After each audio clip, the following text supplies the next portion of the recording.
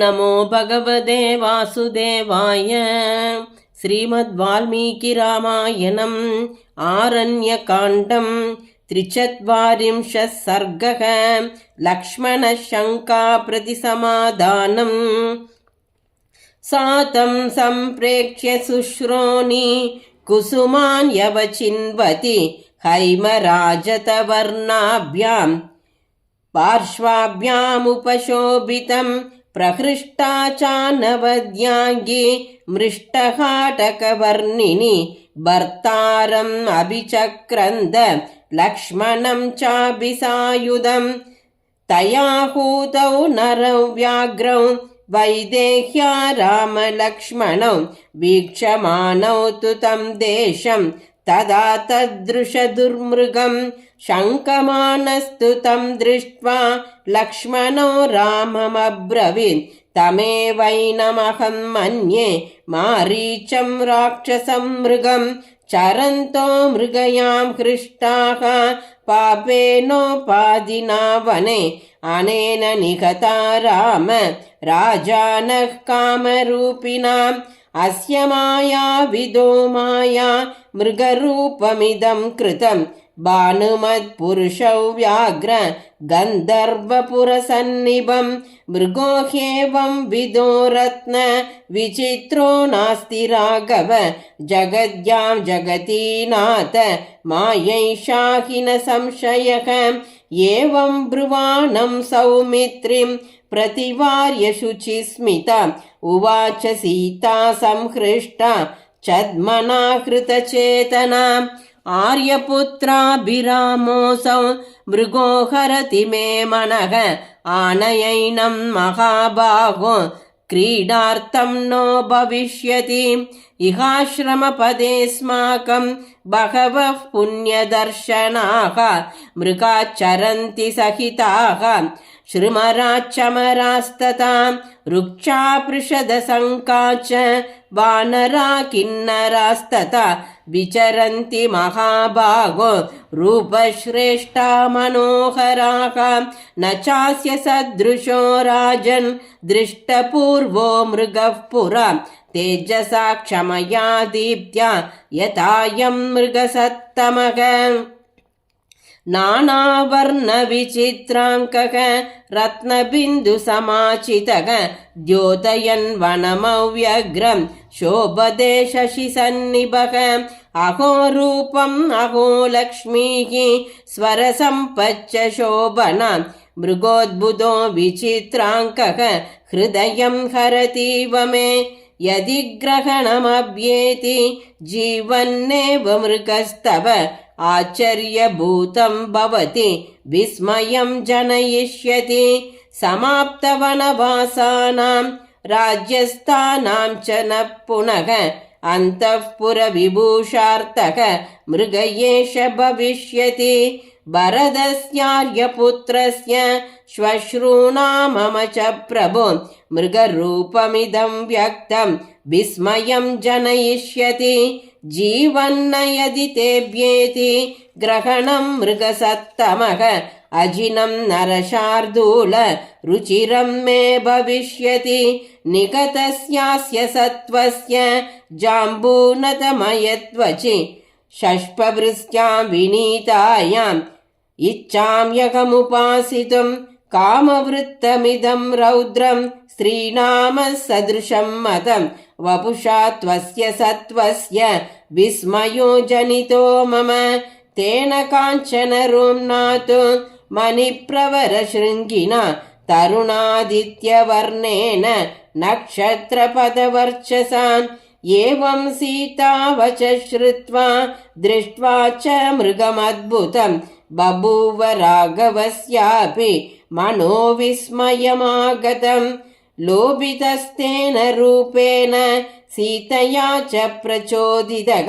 उवाच राघवो हृष्टः भ्रातरं लक्ष्मणं वचः पश्य लक्ष्मण वैदेह्याः स्पृहां मृगगदामिमां रूपश्रेष्ठतया ह्येषः मृगोत्य न भविष्यति न वने नन्दनोद्देशे न चैत्ररथ संश्रये कुतः पृथिव्यां सौमित्रे योऽस्य कच्चित् समो मृगः प्रतिलोमानुलोमा च रुचिरा रोमराजयः शोभन्ते मृगमाश्रित्य चित्रा कनकबिन्दुभिः पश्यास्य जृम्भमाणस्य दीप्तामग्निशिखोपमां जिह्वां मुखान्निस्सरन्तीं मेघादिवशतह्रतां मसारकल्लर्कमुखं शङ्खमुक्ता निबोधरः कस्य नामापि रूपोऽसौ न मनो लोभयेन्मृगः कस्य रूपमिदं दृष्ट्वा जाम्बूनतमयप्रभं नानारत्नमयं दिव्यं न मनो विस्मयं व्रजेन् मांसहेतोरपि मृगान् विहारार्थं च दन्विनः ग्नन्ति लक्ष्मणराजानः मृगयायामहावने धनानि व्यवसायेन विचीयन्ते महावने धातवो विविधाश्चापि मणिरत्नसुवर्णिनः तत्सारमखिलं नॄणां धनं निचयवर्धनं मनसा चिन्तितं सर्वं यथा शुक्रस्य लक्ष्मण अर्थीयेनार्थकृत्येन संव्रजत्यभिचारयन् तमर्थमर्थशास्त्रज्ञाः ब्राहुरर्ध्या च लक्ष्मण एतस्य मृगरत्नस्य परार्ध्ये काञ्चनत्वचि उपवेक्ष्यति वैदेही मया सह सुमध्यमा न कादली न प्रियकी न प्रवेणी न चाविकी भवेदेतस्य सदृशी स्पर्शनेनेति मे मतिः एष चैव मृगः श्रीमान् यच्च दिव्यो न पच्चरः उपावेतौ मृगौ दिव्यौ तारामृगमकी मृगं यदि वायं तथा यन्मां भवेद्वदसि लक्ष्मण मायैषा राक्षसस्येति कर्तव्योऽस्य वदो मया एतेन हि नृशंसेन मारीचेनाकृतात्मना वने विचरता पूर्वं हिंसिता मुनिपुङ्गवाः उत्थाय बहवो येन मृगयायां जनाधिपाः निहता परमेश्वासाः तस्माद्वद्यस्द्वयं मृगः पुरस्तादिकवातापिः परिभूय तपस्विनः उदरस्थो द्विजान् हन्ति स्वगर्भोऽश्वतरीमिव स कदाचिच्चिराल्लोभात् आससात महामुनिम् अगस्त्यं तेजसा युक्तं भक्ष्यस्तस्य बभूवः समुत्थाने च तद्रूपं कर्तुकामं समीक्ष्यतम् उक्स्मयित्वा तु भगवान् वातापिमिदमब्रवीन् त्वया विगण्य वातापे परिभूता स्वतेजसा जीवलोके द्विजश्रेष्ठः तस्मादसि जरां गतः तदेतन्न भवेत् रक्षक वाताभिरिव लक्ष्मण मद्विदं योधि मन्येत धर्मनित्यं चिदेन्द्रियं भवेत्तदोऽयं वाताभिः अगस्त्येनेव मां गतः इह त्वं भव सन्नद्धः यन्त्रितो रक्ष मैथिलीम् अस्यामायत्तमस्माकं यत्कृत्यं रघुनन्दन अहमेनं वदिष्यामि ग्रहीष्याम्यपि वा मृगं यावद्गच्छामि सौमित्रे मृगमानयितुं धृतं पश्य लक्ष्मण वैदेहीं मृगत्वचिगदस्पृहां त्वचा प्रदानया ह्येषः मृगोत्य न भविष्यति अप्रमत्तेन ते भाव्यम् आश्रमस्तेन सीतया यावत्पृषतमेकेन